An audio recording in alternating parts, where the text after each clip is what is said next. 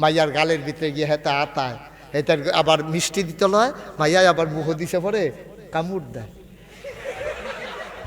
আঙ্গুলো কামড় দেয়। আবার ফলাফেরে কয় বাবিয়ে দুষ্ট আছে।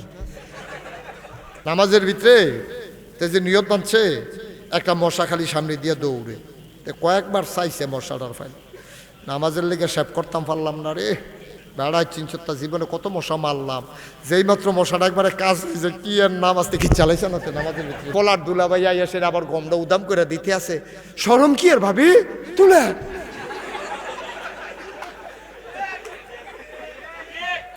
ঠিক নি রে? ওই দুলাভাইটারে সিহন জিংলা দিয়া ফতফাত ফতফাত করে খিসন যাইতো।